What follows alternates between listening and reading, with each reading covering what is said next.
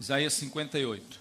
Esse texto de Isaías 58, ele está num contexto de promessas da vinda do Messias, está num contexto de falando de que Israel está em pecado, Judá está em pecado, que vai vir uma destruição, mas Deus ainda lançando comportamentos ou ações para eles praticarem, obedecerem a Deus, para que venham bênçãos e resultados diferentes daqueles que eles estão recebendo. E eu queria aplicar esse texto para a nossa vida, porque o Antigo Testamento é a palavra de Deus. Diga, o Antigo Testamento é a palavra de Deus. Ele não só contém, ele é a palavra de Deus, como o Novo Testamento é. Só em termos de curiosidade, esse Isaías 58, ele tem pelo menos 23 práticas do verdadeiro jejum, traduzindo, da verdadeira adoração a Deus. 23 práticas que o Espírito Santo nos leva a fazer como verdadeiros adoradores, pessoas que realmente buscam a Deus. E, em consequência dessas 23 práticas, presta atenção, aqui eu não estou dizendo que nós temos que ser legalistas para praticar coisas para cobrar de Deus bênçãos. Não, são coisas que a graça de Deus nos capacita a praticar pela responsabilidade humana, porque as promessas de Deus, elas são condicionais àquilo que nós obedecemos a Deus. E continua sendo graça de Deus. Das 23 práticas, nós vamos resultar em 20 bênçãos do verdadeiro adorador a Deus. Alguém já assustou e falou, meu Deus do céu, para o pastor falar de 23, depois mais 20, nós vamos sair daqui lá pelas 8 da noite. Não, eu não vou falar de uma por uma. Não, só estou te dando a visão geral. Tá certo? E aí eu quero ler com você aqui Isaías 58. E nós vamos começar do 1 ao 7, que fala do que eu e você precisamos fazer. É um chamado ao arrependimento. Presta atenção, por mais que eu esteja buscando a Deus, salvo em Cristo Jesus, buscando a presença de Deus, nós precisamos entender que arrependimento é algo que nós sempre precisamos buscar através do Espírito Santo. Porque ainda continuamos pecadores, libertos, salvos, transformados, mas ainda cometemos alguns pecados que nós precisamos nos arrepender, confessar e deixar para alcançar misericórdia. Sim ou não? Sim. Agora, se você ainda não tem Jesus no coração, você que está online, você que está aqui, precisa entender que o Espírito Santo trabalha na sua vida para você se arrepender, confessar seus pecados e buscar a Jesus. E isso é uma prática para todos nós. Então, é uma leitura um pouquinho extensa, mas a gente vai projetar aqui, e eu vou lendo com você e falando algumas coisinhas, tá certo? E essa parte vai ser um pouquinho mais rápida, mas eu não quero deixar de falar ela. Eu citei na semana que eu preguei aqui, no domingo, que Paulo fala lá em Colossenses 1 e 24, sobre o mistério que foi revelado. Deixa eu só ler esse texto rapidinho. Agora me alegro em meus sofrimentos por vocês e completo no meu corpo o que nas resta das aflições de Cristo, em favor do seu corpo, que é a igreja. Paulo falando que a igreja é o corpo de Cristo. Colossenses 1 e 24. E aí ele fala que se tornou ministro deste evangelho. Aí no 26, o mistério que esteve oculto durante épocas e gerações, mas que agora foi manifestado aos seus santos. Gente, que mistério é esse que foi manifestado e estava oculto? Desde o Antigo Testamento. Você lê a Bíblia, o Antigo Testamento, você não vai ver nenhum profeta, nenhum livro, nenhuma palavra clara acerca de um segundo povo ou acerca da igreja. Você vê sobre Israel, você vê sobre as nações, inclusive ontem no nosso encontro lá das 12 horas de oração, o pastor Marcos pregou sobre o Salmo de número 67, que é um salmo de missões. Um salmista judeu, um salmista israelense, falando de que Deus iria alcançar as nações. Mas você não vê especificamente o Antigo Testamento falando de um corpo de Cristo, de um corpo de Deus, de uma igreja. Era um mistério que Deus veio escondendo esse mistério, falando de Israel. Quem era o povo de Israel? Lá em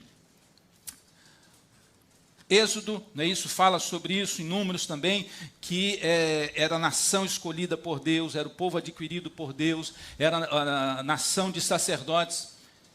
E todo mundo, né? Israel, de Israel vem o Salvador, aí vem Jesus, e aí daqui a pouco começa um novo povo, um povo chamado Corpo de Cristo.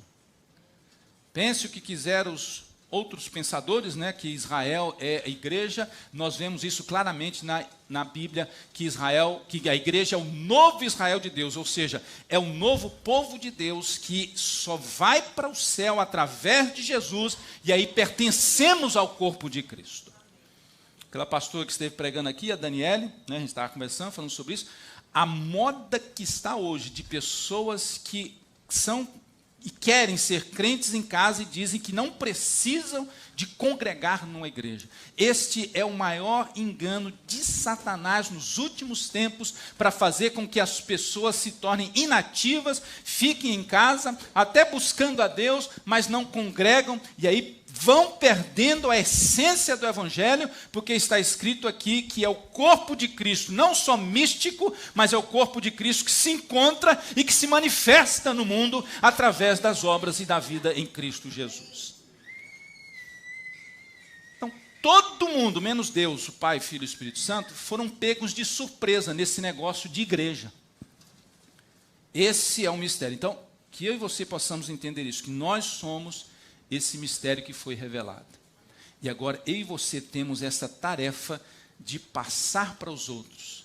E aí Paulo diz, e está escrito aqui, e a ele quis Deus dar a conhecer entre os gentios a gloriosa riqueza deste mistério. Que é o quê? Qual é o mistério? Cristo em vocês, a esperança da glória. Eu e você carregamos um mistério para revelar ao mundo agora, porque o mundo não sabe. Eu e você sabemos que esse mistério é Cristo em nós. Nós somos o corpo de Cristo. Agora, eu e você precisamos ir ao mundo para dizer ao mundo, olha, nós temos Cristo, você precisa de Cristo. Jesus te ama, Jesus te transforma, Jesus muda a sua vida.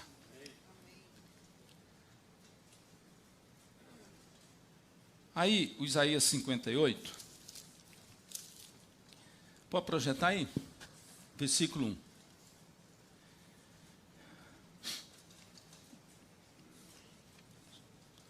Irmão, quando o esboço do pregador some, a gente fica preocupado. Vai lá. Grite a plenos pulmões, não se detenha, erga a voz como a trombeta, e anuncie ao meu povo a sua transgressão e à casa de Jacó os seus pecados. Está denunciando os pecados. Presta atenção, você é lindo, você é bonito, você é maravilhoso, eu te amo, eu também me amo, que eu preciso me amar. Nos amamos uns aos outros, mas escute uma coisa, nós somos pecadores. E nós precisamos lidar com o pecado com seriedade. Pastor, não prega sobre pecado, prega sobre amor, sobre bênção, sobre vitória. Eu vou pregar daqui a pouco. A segunda parte da mensagem é só bênção e vitória.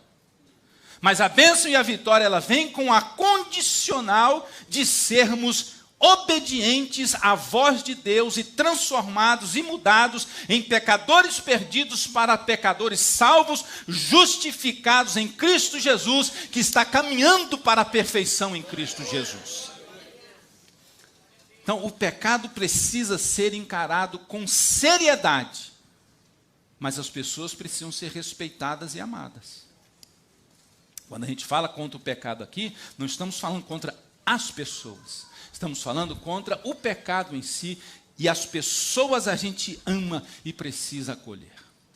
Venho conversando com o pastor Joel, meu sogro, e ele lembrando, né, de alguns casos antigos que a gente não quer nem falar aqui para não passar raiva, mas, né, tempos antigos, não só na Assembleia de Deus, nós somos na Assembleia de Deus com muita alegria, sem medo de ser feliz.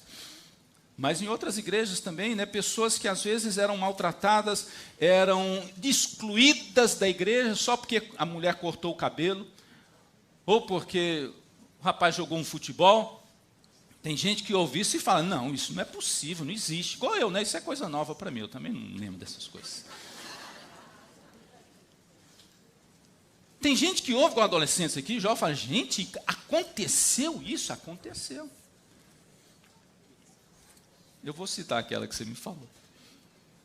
As mulheres rapar a perna era pecado. Era profanação. Não é da minha época, graças a Deus. Mas a gente precisa ver que as pessoas tratavam não o pecado em si, mas queriam julgar a pessoa e maltratar a pessoa. Se você pecou, você tem que ser excluído, tem que ser jogado fora, tem que ser maltratado, tem que ser... Não é isso que a Bíblia está dizendo. A Bíblia está dizendo que o pecado a gente tem que tomar cuidado, fugir da aparência do mal, mas o pecador, Deus ama tanto o pecador que Ele deu Jesus para morrer pelo pecador. Agora imagine aí você, quem somos nós para não amar os pecadores? Sendo que Jesus nos amou, sendo nós ainda pecadores. Então que a gente possa entender isso, o pecado precisa ser encarado com seriedade. Isso não tem nada a ver, isso não tem problema. Tem a ver sim. Então, nós precisamos buscar uma conduta de santidade, de mudança de vida, mudança de comportamento, para que eu e você possamos entender que Cristo Jesus nos amou, morreu por nós na cruz do Calvário, ressuscitou, está vivo, para nos dar poder e nos libertar do pecado. Então, se a pessoa ainda continua presa ao pecado, ela ainda não foi liberta. Cristo está aí para te libertar e tirar você do pecado.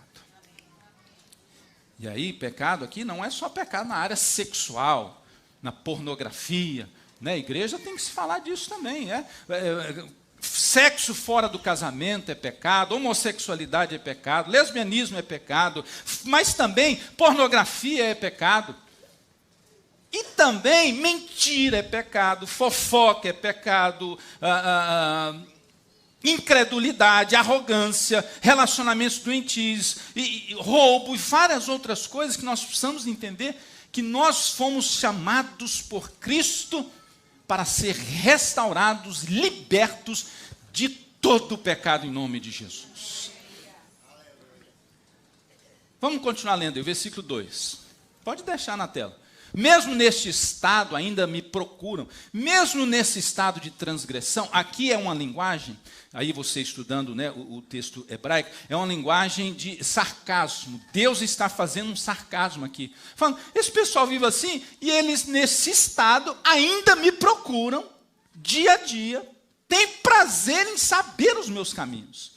Como povo que pratica a justiça e não deixa o direito de seu Deus, perguntam-me por sentenças justas, tem prazer em se aproximar de Deus. Versículo 3. Dizendo, por que jejuamos, se tu nem notas? Por que nos humilhamos, se tu não levas isso em conta? Acontece que no dia em que jejuam, vocês cuidam dos seus próprios interesses e oprimem os seus trabalhadores. Ouça, não muda ainda não, volta aí. Me acompanha aqui, crente. Por que nos humilhamos?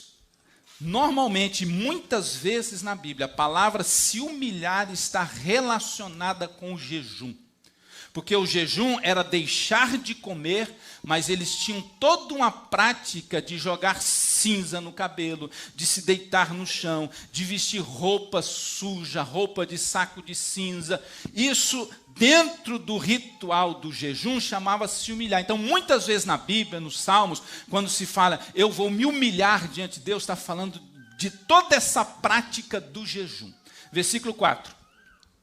Eis que vocês jejuam apenas para discutir. Pensa bem, gente. Na Igreja Vida isso não acontece, graças a Deus. Mas a gente jejua a semana inteira, e aí o que acontece? Apenas para discutir, brigar, bater uns nos outros. Parece o Flamengo. Jejuando, assim como hoje, o clamor de vocês não será ouvido lá no alto. Há uma versão que diz aqui, no clamor de vocês, está dizendo, as suas orações não serão ouvidas. Vai apertar um cadinho, vamos lá. 5, está acabando, até o 7. Seria este o jejum que eu escolhi? Por quê? Porque eles faziam um jejum literal. De comida, de cinza, de deitar no chão, de se humilhar, de passar fome, de vestir roupa suja, de mostrar que estava sendo humilhado e se humilhando na presença de Deus. Mas é esse jejum que eu escolhi? Que num só dia a pessoa se humilhe, incline a sua cabeça como um junco, ou seja, é dobrar a cabeça, né, e ficar andando com a cabeça encurvada, mostrando que está jejuando, e estenda debaixo de si pano de saco e cinza. É isso que vocês chamam de jejum e dia aceitável ao Senhor, ou seja, o que Deus está querendo dizer? O verdadeiro jejum não é só uma prática religiosa para mostrar para as pessoas. E aí ele vai continuar dizendo, versículo 6. Será que não é este o jejum que eu escolhi? 2 pontos. E ele vai falar o que eles deveriam fazer, e eu e você também precisamos fazer, além de jejuar e orar, que vocês quebrem as correntes da injustiça. Ou seja, eles jejuavam, eles oravam, mas praticavam injustiça. Aqui são coisas que eles estavam praticando, e Deus agora dizendo, vocês têm que parar com isso aí. Desfaçam as ataduras da servidão. Deixem livre os oprimidos e acabem com todo tipo de servidão. Eles estavam oprimindo as pessoas. Versículo 7. Será que não é também que vocês repartam o seu pão com os famintos? Jejuavam, mas não tinham generosidade. Recolham em casa os pobres desabrigados.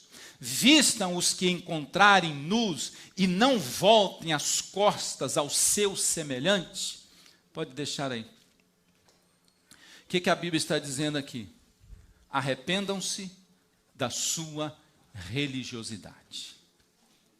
Vocês estão orando, vocês estão jejuando, vocês estão se humilhando diante de Deus, vocês estão jogando cinza na cabeça, vocês estão até, como nós lemos no versículo 2, buscando a minha palavra, vocês estão sendo bons religiosos, mas vocês não estão sendo verdadeiros adoradores e verdadeiros filhos de Deus. E aí Deus está chamando para o arrependimento. E aqui eu quero lançar isso para mim e para você. Pastor, mas a igreja está numa fase tão boa, né? Conferência profética, daqui a pouco vem conferência de missões, estamos orando toda segunda, estamos tendo jejum toda a primeira semana do mês e oração, estamos buscando a Deus, Deus está se manifestando, sim, e aí vem um alerta para mim e para você, que nós não venhamos cair na religiosidade e no costume, mas que nós possamos continuar sempre nos arrependendo e buscando a Deus e entendendo que toda a nossa prática de oração, de jejum, de leitura da palavra de Deus, precisa ser exteriorizada, precisa ser colocada para fora na forma prática de justiça, de amor, de proclamação do evangelho, de discipulado, de fazer discípulos, de generosidade, de tudo aquilo que demonstra que eu sou um verdadeiro adorador na prática em nome de Jesus. Você pode dizer amém? Amém. Sabe por quê, gente? Porque a gente tem que ter muito cuidado. Porque muitas vezes o inimigo, ele já descobriu isso. Não sei quem contou isso para ele, mas ele já descobriu isso. Que muitos crentes ele não precisa tirar da igreja. Basta a pessoa ficar na igreja, mas não estar em Jesus. A gente falou muito isso aqui o ano passado. A pessoa às vezes está na igreja, mas não está em Jesus. E aí Deus me levou a mudar a minha oração por aqueles que estão afastados. Porque eu orava assim, Senhor, traz de volta para a igreja. Lembra que eu falei isso? Traz de volta para a igreja, até que Deus me arrependeu disso. O que é que adianta ele vir para a igreja e não vir para mim? Então muda essa oração, porque às vezes ele vem para a igreja e é um religioso.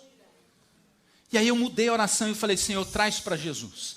Traz para Jesus. Traz o fulano para Jesus. Traz para Jesus, porque se ele vier para Jesus, ele vai facilmente estar na igreja por causa de Jesus e não das práticas religiosas.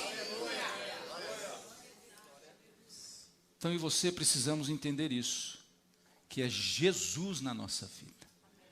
E aí nós temos as nossas responsabilidades, na nossa vida espiritual, na nossa oração, no jejum, na prática da justiça, da honestidade, da integridade. Deus tem levantado aqui um grupo de homens para a glória de Deus, de oração, de busca, Amanhã é um encontro de homens, eu te desafio a vir, e eu sempre digo, olha, de qualquer idade, adolescentes vêm, jovens vêm, não é isso? O pai pode trazer o filho, não é? A gente só não recomenda a criança muito pequena para não ficar aí fazendo bagunça, porque não tem ninguém para cuidar ou para ministrar para elas. Mas se é, né, um adolescente, alguém que já compreende, pode vir, está aberto a todos para nós convidarmos outros homens. É uma oportunidade, vai ter um encontro de homens lá, e você trazer alguém. É a hora de eu mostrar que eu não sou só um religioso, mas que eu sou um adorador, que quero levar gente para adorar e compartilhar esse amor que eu tenho por Deus. Eu quero que outros também conheçam. Então, que nós possamos entender isso. E aí Deus tem levantado, né, um grupo de homens nessa área, não só um, mas vários, mas Deus também levantou o Eduardo Muniz. Daqui uns dias ele vai estar... Está aí o Muniz ou não? Vai estar lançando um livro dele, que Deus... Já tem livro também, pastor Levi? Então está na hora, crente, profetize na sua vida um livro agora, em nome de Jesus. Sério, tem capacidade para isso, né? Tem conteúdo para isso, tem formação para isso, tanto teológica como na sua área de terapia. Pastor, e você? Eu vou também escrever outro livro, que eu já tenho um livrozinho, né, escrito de uma mensagem, mas é um dos objetivos que eu pus num dia do encontro de homens aqui, coisas que a gente fica procrastinando, né, fica empurrando com a barriga, é voltar a escrever um livro em nome do Senhor Jesus. Então, e aí toda sexta-feira o Muniz reúne aqui com um grupo pequeno de homens, 10, 12, às vezes 15, e para conversar, para falar de negócios, mas dentro da perspectiva cristã. Esse é na sexta. Na segunda é para todos os homens, todas as áreas, e é mais um lado de espiritual e de espiritualidade. Mas que eu e você possamos entender que por que eu estou falando isso? Porque essa honestidade, essa integridade não é só na igreja, mas é aonde eu estiver e fazendo o que eu estiver fazendo. Socorrer, generosidade, disposição para ajudar o aflito, para ajudar o pecador, para ajudar aquele que cai, para aquele que tropeçou, para que nós possamos entender que Deus quer nos ajudar. E aí eu quero ler a última parte desse texto e a gente termina. Como eu disse, é só um comentário do texto. Vamos lá então agora, a partir do 8. Antes de projetar o 8, ouça. Tudo isso aqui que eu estou falando, você e eu, nós não conseguimos pelos nossos próprios esforços humanos. Eu só quero lembrar isso. Nós só conseguimos fazer isso por causa da graça, da bondade, do sacrifício de Cristo Jesus, nosso Senhor. E aí é por isso que nós precisamos entregar a nossa vida para Jesus. Precisamos sim, o termo é esse, aceitar a Jesus como Salvador, é um termo bíblico. João 1:12 diz, todos quantos o aceitaram, deu-lhes o poder de serem feitos filhos de Deus, que esse aceitar também é uma manifestação da graça de Deus na minha vida e na sua vida, que nos capacita a tomar uma decisão de aceitar a Cristo como Salvador, e o mérito continua sendo de Deus. Então, tudo isso aqui que eu estou dizendo, é Deus quem faz em nós através de Cristo Jesus. E aí os resultados, agora eu quero falar de bênção, de vitória, diga aleluia. Por quê? Porque tem alguém que exagera e só fala, não, esse negócio de ficar falando de bênção, de vitória, tem que falar contra o pecado, como eu acabei de falar, mas nós precisamos entender que Deus é um Deus abençoador. Deus é um Deus, a Bíblia diz isso, gente, Ele é um Deus galardoador, ou seja, recompensador. Claro que a gente ama, adora a Deus e busca a Deus primeiro pelo que Ele é.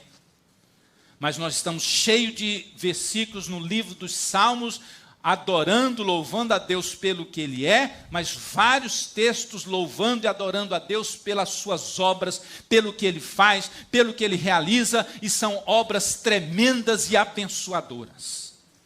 Você pode dizer amém? Amém. Então diga assim, eu recebo as bênçãos de Deus. Porque tem gente que não quer receber não, tem, né? Acho que é muito humilde, não recebo. É muito orgulho. Porque quem é transformado por Jesus entende que, em primeiro lugar, é a pessoa de Jesus, o ser Deus.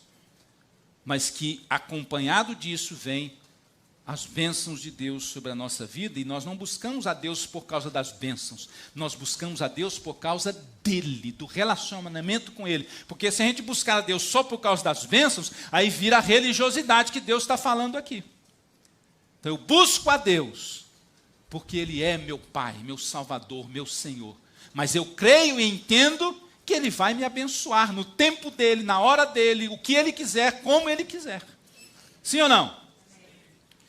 Alguém já está... Pastor, lê logo esse versículo, hein? Me respeita. Vamos lá, versículo 8. Então a luz de vocês romperá como a luz do alvorecer. Que luz é essa de vocês? Eu vi uma versão que não está correta, que fala que é a luz da salvação. Não, aqui está falando que é a sua vida, a sua pessoa, a sua família, a sua salvação no sentido de você demonstrar essa salvação para os outros. Ou seja, então a luz de vocês, e essa luz de vocês, ela só existe porque Cristo está dentro de mim e de você, através do Espírito Santo. E aí você vai lá para o Novo Testamento, o próprio Jesus disse, vocês são o quê? A luz do mundo. Então, se Jesus diz que eu sou a luz do mundo, e agora o profeta está dizendo, então essa luz de vocês romperá como a luz do alvorecer, a luz de Cristo dentro de mim, e a chamada que eu tenho e você tem por Jesus, de ser luz do mundo, sal da terra, vai brilhar quando eu e você obedecermos a palavra de Deus e a voz de Deus. Então você tem luz sim. Não, eu não tenho luz nenhuma, eu sou muito pobrezinho. Se você não tem luz, aceite a Jesus como Salvador hoje, que você vai ter a luz de Cristo. Tem crente que é muito humilde, que ele é mais humilde do que Jesus. E não sabe que isso aí é orgulho. Você salvo em Cristo Jesus, você tem a luz de Cristo, e Jesus diz que eu e você somos luz do mundo.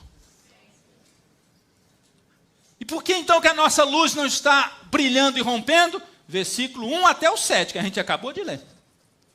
Quando a gente mudar de vida pelo poder e a graça de Deus e o sacrifício de Jesus, então a luz de vocês romperá como a luz do alvorecer. E a sua cura brotará sem demora. A justiça irá diante de vocês e a glória do Senhor será a sua proteção. Retaguarda ficavam aqueles que protegiam os que iam na frente. Eu e você estamos numa guerra, numa batalha espiritual. E a nossa proteção é a glória do Senhor, a presença do Senhor, os milagres do Senhor, o caráter do Senhor, o fruto do Espírito, os dons do Espírito Santo, que manifestam a glória do Senhor para nos proteger. Mas não se esqueça do versículo 1 ao 7. Versículo 9. Vamos mais rápido agora. Então vocês pedirão ajuda. O que é pedir ajuda? É orar. E o Senhor responderá. Gritarão por socorro e ele dirá, eis-me aqui. Imagina você gritar por socorro para Deus e Deus dizer, eu estou aqui, meu filho. Estou aqui perto de você. Vamos junto, nós estamos juntos. Parece que eu não estou aí, mas eu estou aí com você. Não desanime, não desista. Nós estamos juntos. É como que Deus dizendo para mim e para você, estamos juntos. Como é que fala? TJ? Estamos juntos e misturados. Se tirarem do meio, aí ele relembra, fala, mas cuidado, se tirarem do meio de vocês todo tipo de servidão, de opressão, dedo ameaçador, linguagem ofensiva. Eu vou ler, eu tenho que ler esse versículo na versão linguagem de hoje. Que versículo é esse? É o 9. Tá. Diz assim, vocês precisam tirar do meio de vocês toda linguagem obscena. O problema é achar aqui agora. Tirar de vocês toda a linguagem que desagrada a Deus, toda a linguagem ofensiva. Tirar, está aqui, ó. Então o Senhor será a sua alegria. Não é esse. Eu vou achar, crente, fica na boa. O Senhor os guiará constantemente. Aí sim, você clamará ao Senhor e Ele responderá. Você gritará por socorro e Ele dirá, aqui estou. Pronto, agora eu vou achar. Achei. Pronto, achei, crente, não desespera não. Versículo 9, olha aí. Se acabarem com todo tipo de exploração, você que é patrão, para de explorar o empregado. Com todas as ameaças e xingamentos. É isso que eu queria aqui. Todas as ameaças e xingamentos. Passa aí para o 10, já vamos terminando. Se abrirem o seu coração aos famintos, socorrerem os aflitos. Presta atenção, deixa aí. Às vezes a gente arruma uma desculpa, quando Deus me tocar, eu vou fazer isso. Se Deus me tocar, eu vou ajudar aquela pessoa. Se Deus me tocar, eu vou dar uma oferta ao pastor Edson, que agora é vovô. Dá uma salva de palmas para ele, é vovô agora. Foi ontem, né? Ontem, o pastor Edson e a irmã Leite. São avós agora, o Edinho e a Gabriele ganharam o neném ontem. A gente fica com essa desculpa, o dia que Deus me tocar, eu vou dar uma oferta especial para a compra do novo terreno. O dia que Deus me tocar, eu vou dar meu dízimo. O dia que Deus me tocar, está errado. Eu vou te falar com muita clareza, está errado biblicamente, não é opinião. Pastor, é sua opinião, não é minha opinião. É o que a Bíblia diz, que eu e você precisamos abrir o coração aos famintos e socorrer os aflitos. Para quê? Para que a luz de vocês nascerá nas trevas e a escuridão em que vocês se encontram será como a luz do meio-dia. Em vários outros textos já está a ordem. Eu não preciso sentir para abençoar alguém. Eu preciso abrir o coração e obedecer o que a Bíblia já diz para eu fazer. Claro que eu posso orar para Deus me direcionar, evidentemente. Versículo 11. O Senhor os guiará continuamente. Aqui já são bênçãos, resultantes do versículo 1 ao 7. Lhes dará de comer até em lugares áridos. Ou seja, você pode estar na pindaíba, você pode estar passando luta, pode estar no deserto. Deus não vai deixar faltar comida em nome de Jesus. Até em lugares secos. Fortalecerá os seus ossos, vai dar saúde. Vocês serão como um jardim regado. Jardim regado é um jardim que está sempre sendo aguado e está bonito, florido, com boa aparência e está sempre produzindo, não está faltando nada. E como um manancial cujas águas nunca secam. Isso tem tudo a ver com o Novo Testamento. Manancial é o que? É uma fonte de água que nunca seca. Jesus disse para a mulher samaritana, dessa água que você beber, vai fluir do seu interior, água viva que vai te levar para a eternidade. Depois Jesus disse lá no Evangelho de João também, que venham todos os que estiverem com sede, venham a mim, beba, e quem beber, e ele falando do Espírito Santo, do seu interior fluirão rios de água viva.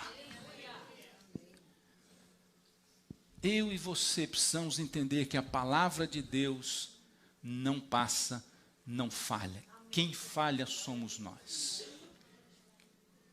Isso não está cumprindo em mim. Então, vamos buscar a Deus. Versículo 12. Vamos lá, até o 14 a gente termina. Vocês reconstruirão as antigas ruínas. Eu falei sobre isso aqui. Levantarão os fundamentos de muitas gerações e serão chamados reparadores de brechas, restauradores de veredas, para que o país se torne habitável. Gente, esse versículo é lindo demais, dá conta. Quem quer ser chamado e ter o apelido de reparador de brecha? Eu quero. Restaurador de veredas, eu quero. Eu não quero ser conhecido por outra coisa, senão como um restaurador de vidas. 13. E aí ele fala de separar um dia que hoje está fora de moda. Aqui não é o sábado especificamente, mas um dia para o Senhor. Se vigiarem os seus pés para não profanarem o dia do Senhor.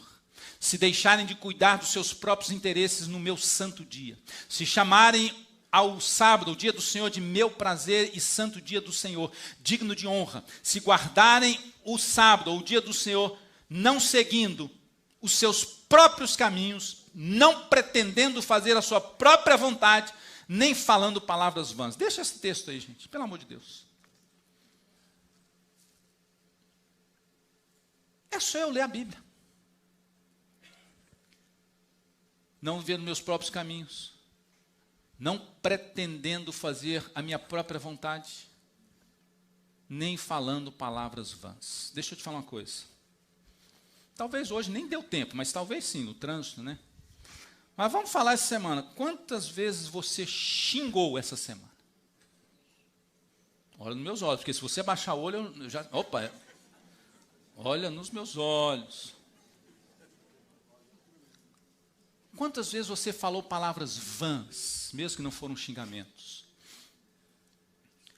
Quantas vezes a semana você falou mal de alguém? Fez um comentário negativo? Porque ninguém fala mal de ninguém, né? Não, eu não falo mal de ninguém. Só um comentáriozinho negativo. A gente pensa que isso é bobeira. A gente pensa, isso não tem nada a ver, não. Tem tudo a ver. Porque eu estou falando para você aqui, palavra de Deus no Antigo Testamento, e trazendo para o Novo. Continuando, e aí é o último versículo, 14, não é isso? Então,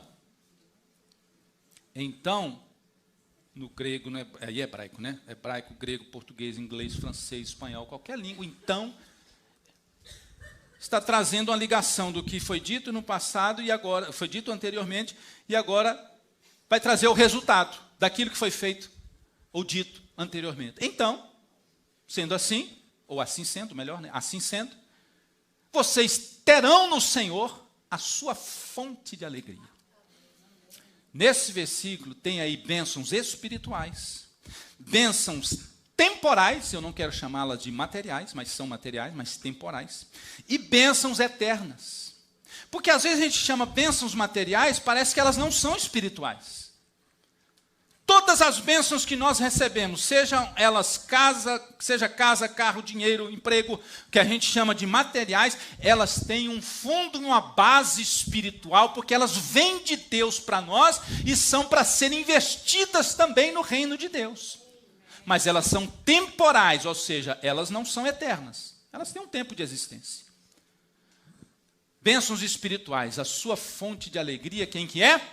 O Senhor.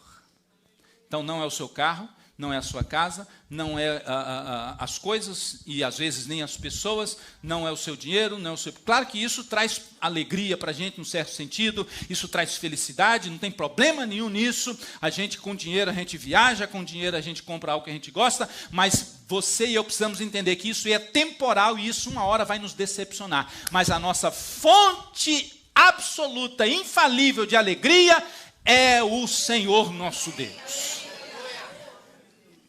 Eu os farei, olha esse texto, gente, olha esse texto. Eu os farei cavalgar sobre os altos da terra.